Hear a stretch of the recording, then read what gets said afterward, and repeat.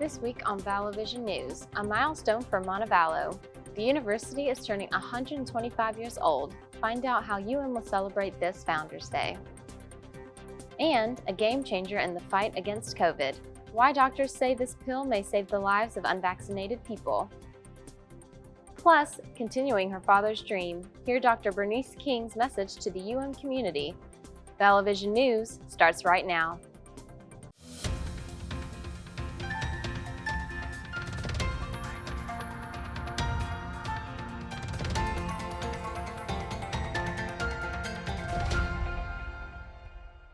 Hello and welcome to Vallo Vision News. I am Sydney Young. Thanks so much for watching. It's a big week for Vallo as the university prepares to celebrate its 125th birthday. The celebration will be this Thursday, October 14th on Founders Day. Festivities will begin at 11 a.m. Due to COVID this year, ceremonies will be held on Main Quad instead of in Palmer Auditorium. Following the convocation, lunch will be provided, and there will also be open houses and many other activities throughout the afternoon. We've placed a full schedule on the Vallo Vision News Facebook page. UM's Malone Center will be hosting its annual Faculty Research and Teaching Symposium this week.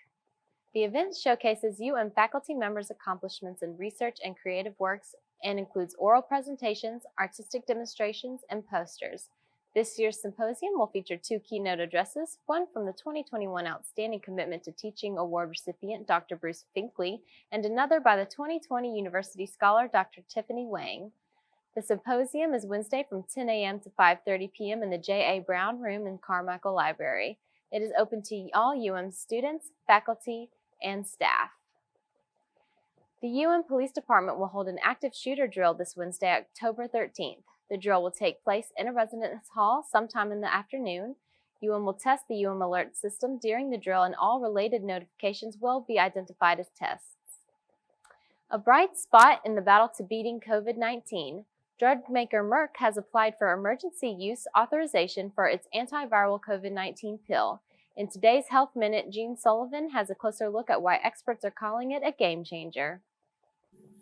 A significant development in the fight against coronavirus. Drug maker Merck is asking the FDA for emergency use authorization for its new experimental antiviral drug. Having a pill that people can take at home when you know that they're high risk and they've caught COVID, that has the possibility to be transformational. This is one of those tools in the toolbox that we have just been lacking so far. Merck says that its study data showed the drug lowered the risk of hospitalization and death by half for people with mild to moderate disease. If Merck's pill is approved, this would be the first oral antiviral medicine to fight COVID-19 infection. It's called molnupiravir, and it comes in a pill form. So we'll be able to prescribe this to folks. They'll take a 5-day course and hopefully be able to stay home, not come in for an intravenous infusion, and keep folks out of the hospital. So it's really very promising news. Merck has already sold 1.7 million treatment courses of the drug to the U.S. government. But health experts warn there are some caveats. Some say it's too expensive and will likely be in short supply, and that so far it's been tested only in unvaccinated high-risk people. So we don't know how it's going to work for people who've been vaccinated and happen to catch COVID, although they're less high risk anyhow because of the vaccine, or how it's going to work in people who are not high risk. For today's Health Minute, I'm Jen Sullivan. The number of COVID-19 cases at has slightly dropped this week. COVID dashboard shows there were 7 active student cases as of last Monday. They are all isolating off campus. There was 1 active employee case. will release new numbers Tuesday.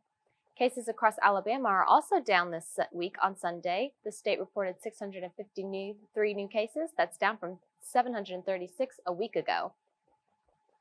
You know, when I think about hope, the first thing that I remind people of is history. We are not the first generation to come up against injustice and evil, and we will not be the last. And history teaches us that there's always the emergence of a people, a minority of people, not color minority, but a minority of people who find a way to break through and make progress.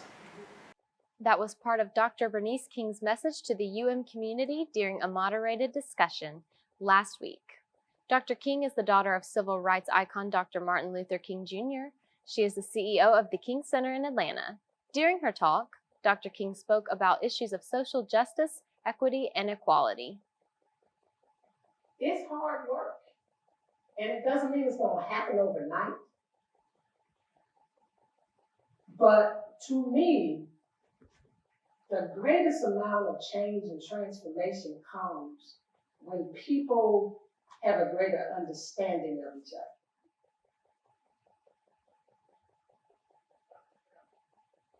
Dr. King's visit to Vallo is the inaugural event for the Dr. Wilson Fallon Jr. Lecture Series. UM President Dr. John Stewart presented Dr. Fallon with a plaque to commemorate the event. Fallon says he's happy to have the lecture series named in his honor.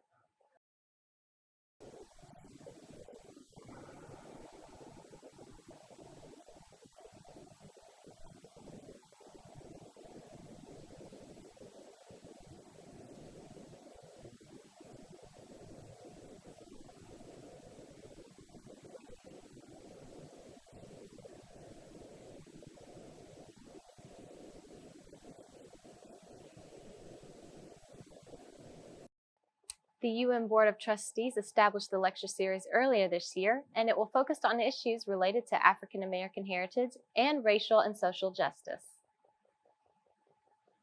Today is Indigenous People Day, a day to celebrate Native Americans and their culture. We can see their influence across Alabama, where many cities, counties, and natural landmarks have names connected to Native cultures, such as the Cahaba River in Cherokee County. Last Friday, President Biden signed the first ever proclamation declaring October 11th as Indigenous Peoples Day in the United States. He's the first U.S. president to formally recognize the day. Remember, there's always more news 24/7 on our social media pages. Just search for Vallo Vision News on Facebook, Twitter, and Instagram for more stories throughout the week. That's all the time we have for today's show. Thank you so much for watching, and be sure to tune in to Vallo Vision News again next week.